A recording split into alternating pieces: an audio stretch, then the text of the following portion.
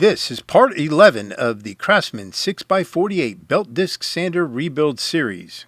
If you haven't seen part 10, click the link at the top of the screen. In this video, we're going to be doing some more fabrication and messing with the Powr Panl. Hello everyone, I'm Jeff and welcome to my shop. We got a lot to cover, so let's get to it. Okay, so this video is actually shot out of sequence. We haven't even gotten to painting yet, but these parts have already been painted. And what we're going to do is mount the shim inside the Powr Panl, and I'm just going to use some liquid nails to do that. And we'll spread that around. Place the shim in there, make sure it's all lined up good. Then we'll put some little clamps on there. We're going to let that sit for about 24 hours.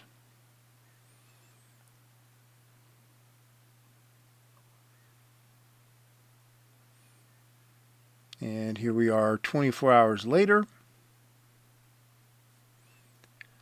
Now we'll just remove the clamps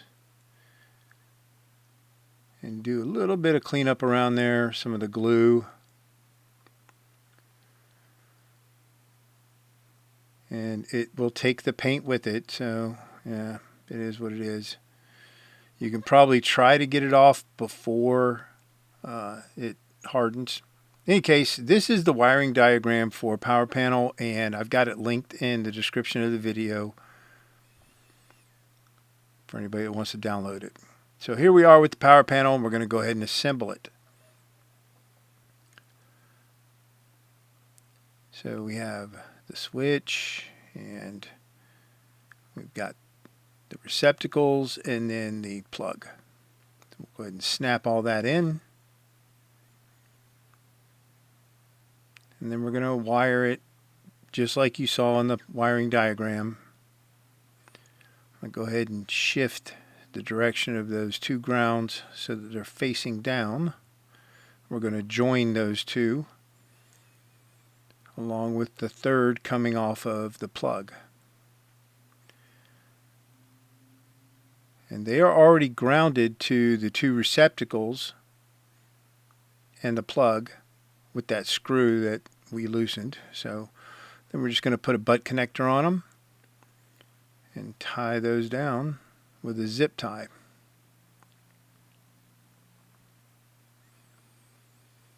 So if you follow the wiring diagram that I've got linked, everything should work as expected. However, where you're going to run into an issue with this is the space between those two receptacles up top and the back side of the on-off switch.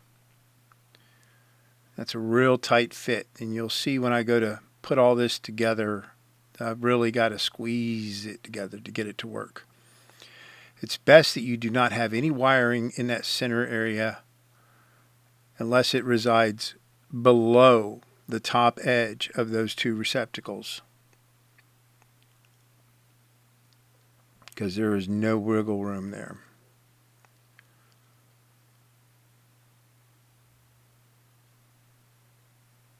But all this wiring is, like I said, if you just follow the diagram, you'll be good to hook. It's pretty simple, pretty basic. So now we're just connecting the wiring to the switch, and then we're attempting to sandwich all this together.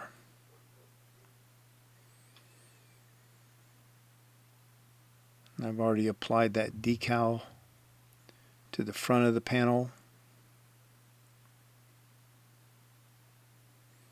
And I got that decal from Matt Blast over on Garage Journal Forum.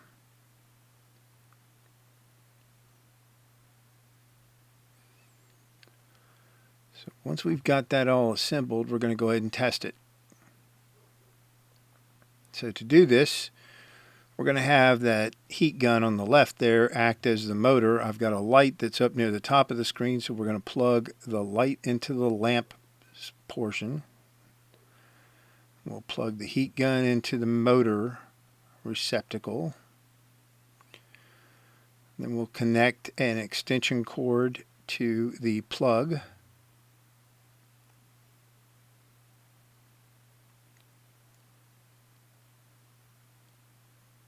like like so. And we'll throw power to the plug strip that the extension cord is plugged into, and you can see the lamp turned on. And when we flip that switch, the motor turns on.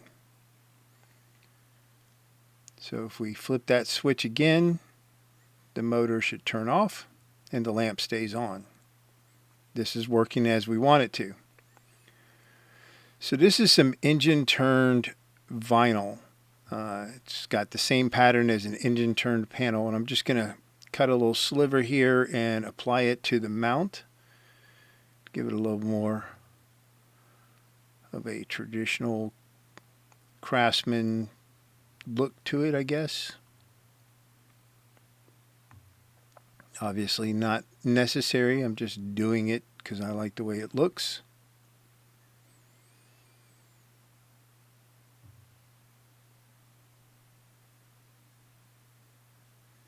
And this is what we're going to fabricate first.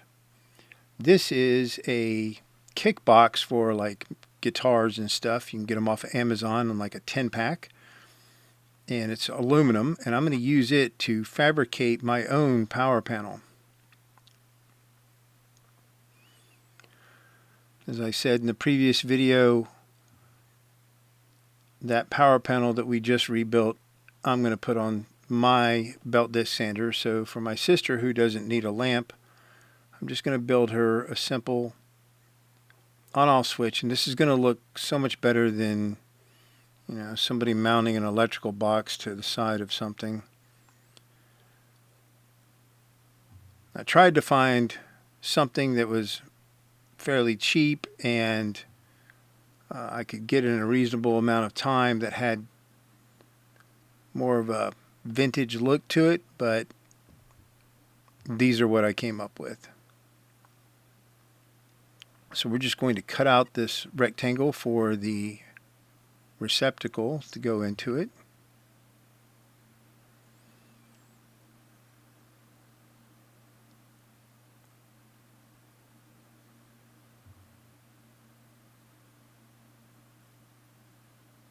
This is pretty simple. Of course, that aluminum gets pretty warm as you're cutting into it, so that's why I'm wearing the gloves. And we'll clean up that opening with some files. And I could have taken this over to the vise to do this, but I got stubborn and decided I didn't want to have to move another camera. So we're going to keep opening that up a little bit at a time until we get a good fit with that receptacle. Alright, so there we are. Now this receptacle has plastic clips on its side instead of metal. So we're going to need to come up with a different grounding idea, and we'll worry about that in a little bit. So rather than installing a plug and then using an extension cord, I'm just going to install a cord itself. So this is like a 9-foot cord. And we're just going to drill a hole out of this cover plate, which is going to end up being the back side.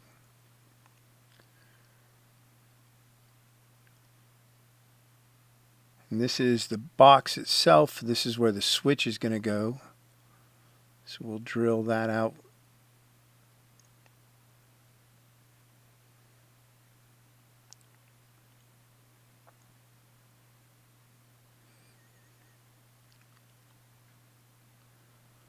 Then I'm going to use I think this is called a step bit, to open that opening up a little more.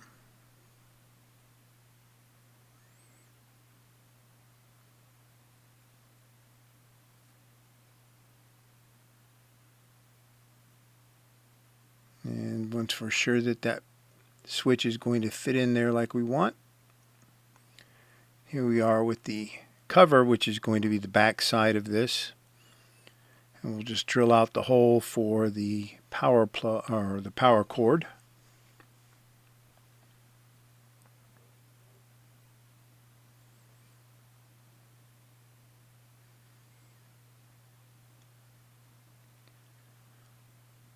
There's no rhyme or reason on how I did this. It's just I was kind of making it up as I went along. So I've got this extended wire relief, and we're going to run the power cord through it, and it will keep the power cord from being pulled through the opening. Then we've got the two holes on top that we're going to use to mount this to the same mount that we made in the previous video.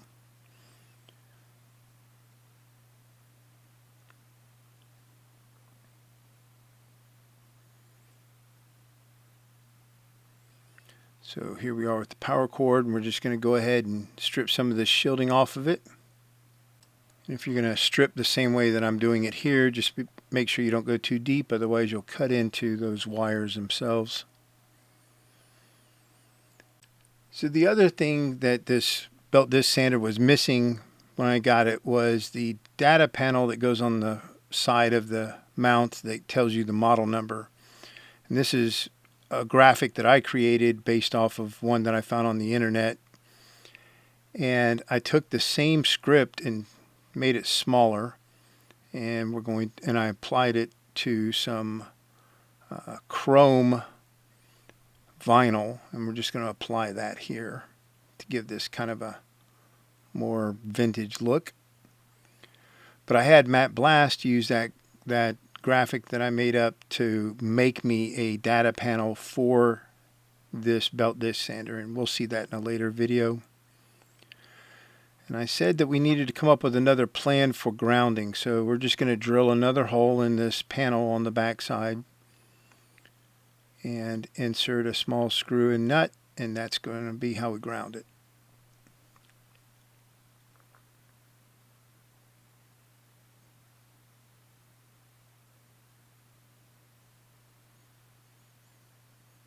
So we can go ahead and install the receptacle.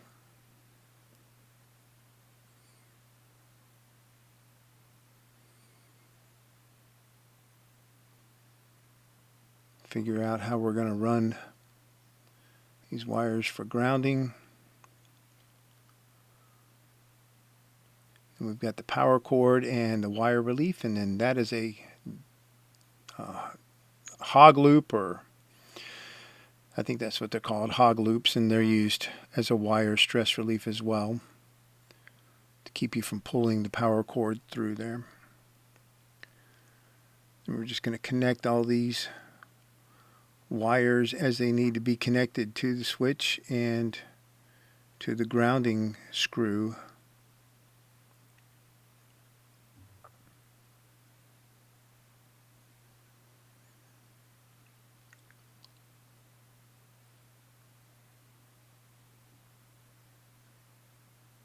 So the two whites get tied off, and a butt connector will go on there. And then the two blacks are going to go to the switch.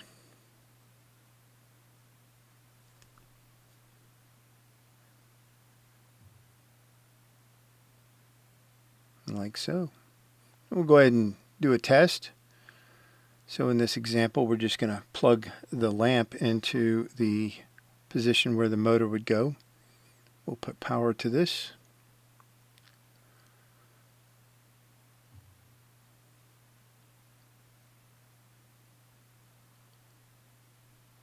And there we go. And then we'll make sure that the on-off switch works.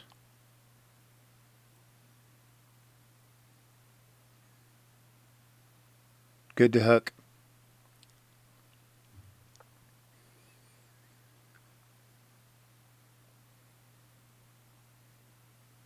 So we're just going to twist this a little bit to get some of those wires tied up a little bit. And we'll put the panel for the on-off switch on the front.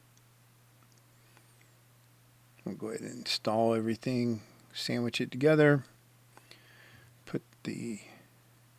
We'll hold off on putting those screws in the back because we got to mount the mount to it.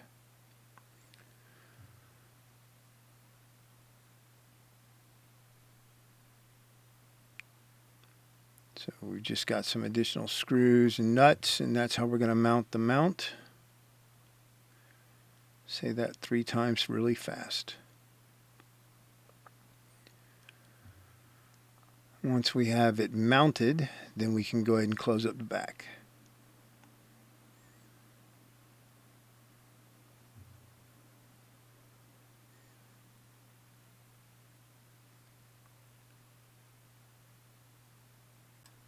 And there you have it. A completely home fabricated power panel for this belt disc sander. And I think it looks good enough, and it's got kind of a vintage vibe to it, so I think it'll fit in fine with this belt disc sander. Alright, so in the next video, this is what we're going to be fabricating. This is the original mount for the belt guard, and that's the belt guard, and that's how those two pieces go together. I'm going to be keeping that belt guard, but I don't want to give this belt disc sander to my sister without a belt guard on it, because that belt is really exposed on the side. So unlike a drill press, I feel like I feel safe working around them, but you know, I don't want my sister to do it. So I've already fabricated this rod on my lathe, and we don't have any video of that, but it's basically the same length and diameter as the original. And then this is just a piece of angled steel that's got holes in it. And the way that this is going to work is that rod, well, that rod, 2 washers and a nut are going to connect to that angled steel.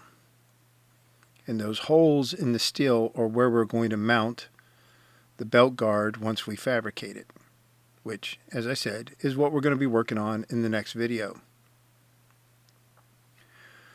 So that piece there works out to be roughly the same size and shape as the original mount, albeit there's a nut that sticks up above it,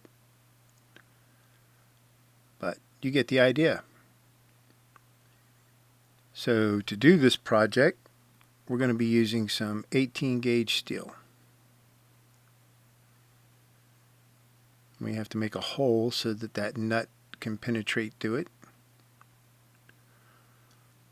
And it will have to have a hole in it as well, up near the top like this one does, so that the drive shaft can penetrate through it and you can still attach your disc to the sander. In any case, we'll be using this 18 gauge steel or metal zinc plate from one of your big box stores, and that's what we're working on in the next video. That wraps up this video. I hope you enjoyed it. If you did, please like and subscribe. As always, I appreciate the support, and I will see you next time.